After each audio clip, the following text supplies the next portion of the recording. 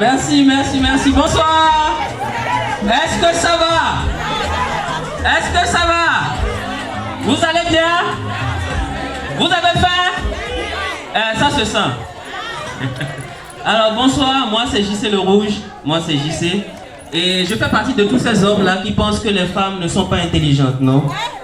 Je pense plutôt que les femmes sont très intelligentes. C'est la raison pour laquelle en ce 21e siècle, j'aimerais vous inviter.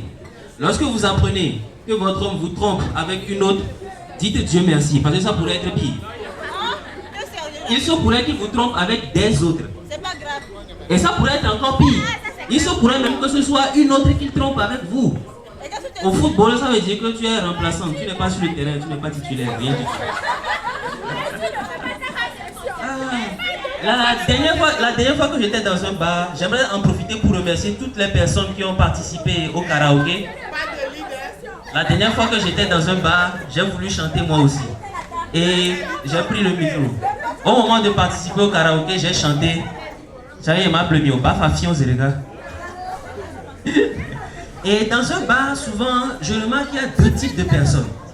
Dans un premier temps, il y a par exemple des personnes qui ont sur leur table 18 bouteilles et ils sont deux à partager les bouteilles là. De l'autre côté, il y a 18 personnes qui se partagent deux bouteilles. Là, tu comprends que dans ce pays, depuis longtemps, on vous disait qu'il y a une minorité qui s'accapare les richesses là. C'est l'exemple là même.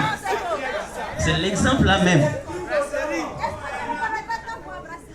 Alors, donc là, actuellement, j'aimerais vous parler d'un sujet sensible, un sujet qui fait plaisir à beaucoup de personnes actuellement. Vous l'aurez compris, je vais bien sûr parler du chômage.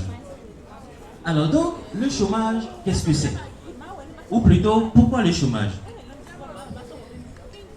Alors moi d'abord, dans un premier temps, je remarque que beaucoup de personnes luttent contre le chômage. Et moi je ne comprends pas pourquoi.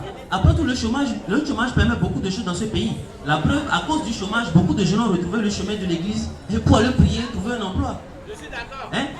Grâce au chômage, aujourd'hui, les jeunes ne marchent pas. Ils font marche. Et ils jettent les pavés correctement. La preuve, en France, il y a une expression qui dit, en Europe, il y a une expression qui dit, faire d'une pierre deux coups. Nous, chez nous, ici, on fait d'un pavé deux policiers. Et d'ailleurs, même quand j'apprends comme ça me rappelle une histoire rapidement comme ça. C'était pendant les manifestations. J'avais un ami. Il a tellement respiré de gaz lacrymogène, je vous promets, il a guéri du cancer du poumon. Si vous ne me croyez pas, vous aussi allez respirer et puis venez faire témoignage ici. Mais là, attends, c'est pas fini. Merci. Alors, une fois maintenant que le gaz s'est dissipé, il s'est retrouvé encerclé par 5 policiers.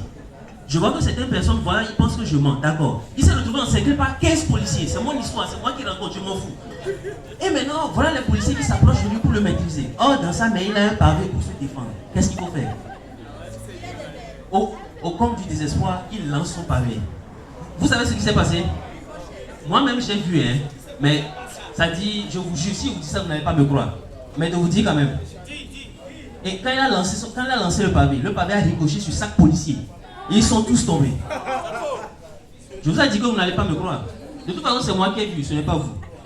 Alors, souvent, dans notre métier, surtout le métier d'humoriste, beaucoup de personnes pensent que quand tu arrives à faire rire une fille très facilement, tu peux la mettre dans ton lit. Mais c'est faux, hein? Non, c'est faux. Ça n'arrive pas. Je donne mon propre témoignage. Moi, j'ai reçu une fille chez moi, dans ma chambre. On était là ensemble. Je la faisais rire.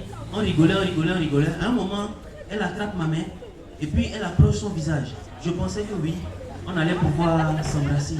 On allait se toucher et tout ça. Et là, à un moment donné, après m'avoir embrassé, elle me dit oui, j'y sais que tes lèvres sont douces.